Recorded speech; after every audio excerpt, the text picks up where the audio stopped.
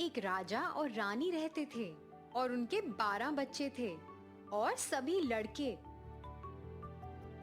एक दिन राजा ने अपनी पत्नी से कहा, यदि हमारी 13वीं संतान एक लड़की है तो 12 लड़के मर जाएंगे ताकि उसकी संपत्ति महान हो और वह अकेले राज्य पर शासन करेगी। और निश्चित रूप से उन्होंने 12 ताबूत बनवाए, उन्हें एक कमरे में बंद कर दिया और रानी को चाबी दे दी और इसे राज रखने को कहा। मेरी प्यारी माँ, तुम इतनी उदास क्यों हो? मेरे प्यारे बच्चे, मैं तुम्हें नहीं बता सकती। उसके बेटे ने उसको अकेले नहीं छोड़ा और इसलिए उसने उसे ताबूत दिखाए और स्थिति के बारे में भी बताया। जैसे ही वह बोली और रोई, उसके बेटे ने उसे दिलासा दिलाया, मेरी माँ, तुम रो मत, हम अपना ख्याल रख लेंगे और यहाँ से भाग जाएंगे। अपने 11 भाइयों को साथ लेकर जंगल में जाओ। तुम में से एक को सबसे ऊंचे पेड़ पर चढ़ना होगा। वहां चढ़ के तुम महल की ओर देखते रहो। अगर मैं छोटे बेटे को जन्म देती हूँ तो मैं एक सफेद झंडा उठाऊंगी। यदि मैं एक छोटी बेटी को जन्म देती हूँ तो मैं एक लाल झंडा उठाऊंगी। और फिर तुम्हें जितना हो सके उतना तेजी से भागना है। उसने अपने बच्चों को आशीर्वाद दिया और वे जंगल में चले गए। एक एक करके वो नजर रखते थे, सबसे ऊंचे पेड़ पर बैठकर मीनार की ओर देखते रहते थे। 11 दिन बीत जाने के बाद अब ये बेंजामिन की बारी थी। उसने देखा कि एक झंडा उठाया गया है। यह सफेद नहीं था बल्कि लाल ध्वज था। अब वे सभी मरने वाले थे। जब बाकी भाइयों ने यह सुना तो वे क्रोधित हो गए और रो पड़े। क्या हम किसी लड़की की खातिर मौत को झेलने वाले हैं? हम शपथ लेते हैं कि हम बदला लेंगे। जहां भी हम कोई लड़की देखेंगे उसे नहीं छोड़ेंगे। फिर वे जंगल में गहराई में चले गए और उन्हें एक घर मिला जो खाली था। हम यहाँ रहेंगे। तुम बेंजामिन, तुम सबसे छोटे हो और सबसे कमजोर भी हो। तुम घर पर रहोगे और निगरानी रखोगे। हम जाएंगे और खाने की चीजों को प्राप्त करेंगे। इसलिए वे सब जंगल में चले गए और जो कुछ वे खा सकते थे उनका शिकार किया। उन्होंने बेंजामिन को वो सब लाकर दिया और अब उसे वो सब पकाना था। वे 10 साल तक छोटे से घर में एक साथ रहे, लेकिन समय उनके लिए जल्दी ही बीत गया। उनकी माँ ने जिस छोटी बेटी को जन्म दिया था वह अब बड़ी हो चुकी थी। उसका अच्छा दिल और सुंदर चेहरा था और उसके माथे पर एक सुनहरा सितारा था। एक बार एक बड़े सफाई के दिन उसने गंदे कपड़ों में 12 पुरुषों की कमीजें देखी और अपनी माँ से पूछा, ये 12 कमीजें किसकी हैं? ये पिताजी के लिए तो बहुत छोटी हैं। रानी ने भरे मन से उत्तर दिया, प्यारे बच्चे, वे तुम्हारे 12 भाइयों की हैं। क्या मेरे 12 भाई हैं? मैंने कभी उनके बारे में नहीं सुना। केवल भगवान ही जानते हैं कि वे कहाँ हैं। वे दुनिया में भटक रहे हैं।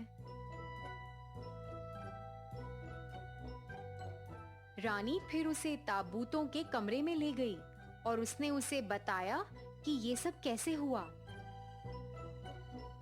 प्रिय माँ, रोइए मत, मैं जाकर अपने भाइयों की तलाश करूंगी। फिर वह 12 शर्ट लेकर घने जंगल में चली गई। वे पूरे दिन चली। शाम को छोटे घर में आ गई। वह अंदर गई और एक युवा बालक मिला जिसने पूछा, आप कहाँ से आई हैं और आप यहाँ क्या कर रही हैं? वह चकित था कि वह कितनी सुंदर है और उसने शाही कपड़े पहने हुए थे और उसके माथे पर एक सितारा भी था।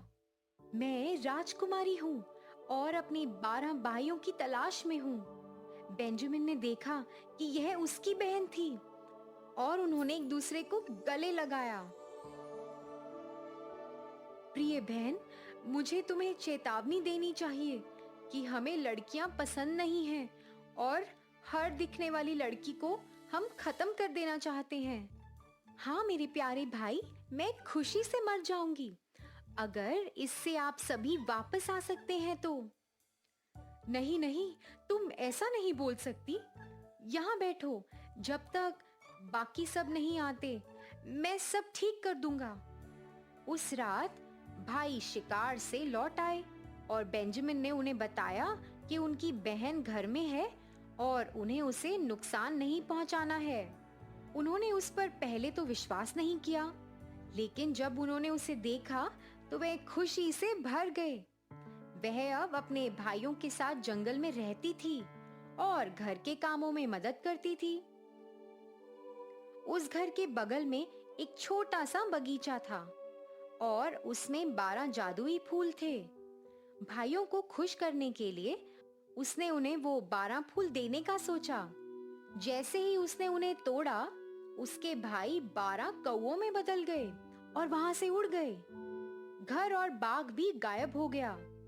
अब वे बेचारी लड़की घने जंगल में अकेली थी। इधर उधर देखने पर उसने देखा कि एक बूढ़ी औरत उसके पास खड़ी है।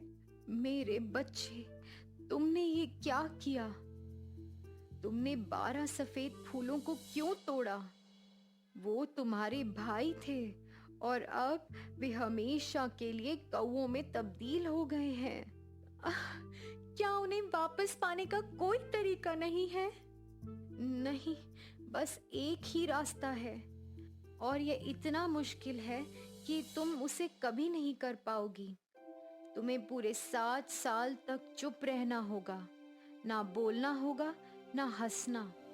यदि तुम एक भी शब्द बोलती हो तो कुछ नहीं हो पाएगा और तुम्हारे भाइयों को उस एक शब्द की वजह से मार दिया जाएगा। मुझे यकीन है कि मैं अपने भाइयों को छुड़ा पाऊंगी। वह गई और एक लंबा पेड़ पाया और उसके शीर्ष पर चढ़ गई, जहां वह बिना बोले और बिना हंसे बैठी हुई थी। फिर उसने देखा कि एक राजकुमार जंगल में शिकार कर रहा है। उसके पास एक बड़ा कुत्ता था जो उस पेड़ की तरफ भागा जहां वो बैठी थी। वो उछला, भौंका और फिर भौंकता रहा। राजकुमार आया और उस सुंदर राजकुमारी को उसके माथे पर सुनहरे सितारे के साथ देखा और उसकी सुंदरता से इतना मंत्रमुग्ध हो गया कि वह उसे अपनी पत्नी बनाना चाहता था। उसने उसे कोई जवाब नहीं दिया, लेकिन सर हिलाया। फिर वह खुद पेड़ पर चढ़ गया और राजकुमारी को नीचे लेकर आया। उसने उसे अपने घोड़े पर बिठाया और अपने साथ घर ले गया। उनकी शादी बहुत धूमधाम और हर्षोल्लास के साथ मनाई गई, लेकिन दुल्हन ने तो ना बात की, ना वह हंसी। वे कुछ वर्षों तक एक साथ वैसे ही रहे। फिर एक दिन राजकुमार की माँ ने पूछा। राजकुमार की माँ, जो एक दुष्ट महिला थी, राजकुमार के पास गई। वह राजकुमारी के बारे में राजकुमार को अपशब्द बोलने लगी। तुम ये किस भिखारी को घर ले आए हो? कौन जानता है कि वह चुपचाप क्यों है? कुछ खतरनाक हो सकता है। यहाँ तक कि अगर वह मुंह नहीं खोल सकती तो हंस तो सकती है। जो कोई हंसता नहीं है वह दुष्ट है। पहले तो राजकुमार इस बात पर विश्वास नहीं करना चाहता था, लेकिन बूढ़ी औरत ने इतने लंबे समय तक उस पर दुष्ट बातों का आरोप लगाया कि राजा ने आखिरकार खुद को मना लिया और उसने उसे मौत की सजा सुना दी। प्रांगण में एक महान अग्नि को जलाया गया, जहां उसे जलाकर वह मार देना चाहता था। राजा अपनी खिड़की पर था और रोती हुई आंखों से उसे देख रहा था, क्योंकि वह अभी भी उससे प्यार करता था। आग उसके कपड़ों तक पहुंच चुकी थी। फिर 7 साल का आखिरी क्षण बीत गया। हवा में एक कर्कश ध्वनि सुनाई दी और 12 कौवे एक साथ उतरे। जब उन्होंने पृथ्वी को छुआ, यह उसके 12 भाई थे। उन्होंने आग को बुझाया और अपनी बहन को गले लगाया। अब जब वह अपना मुंह खोल सकती थी और बोल सकती थी, उसने राजा को बताया कि वह क्यों चुप रही और कभी नहीं हंसी। राजा ये सुनकर खुश हो गया कि वह निर्दोष है और वह सभी खुशी में एक साथ रहे।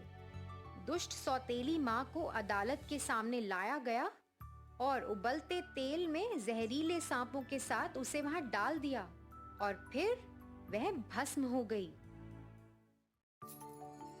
एक बार की बात है,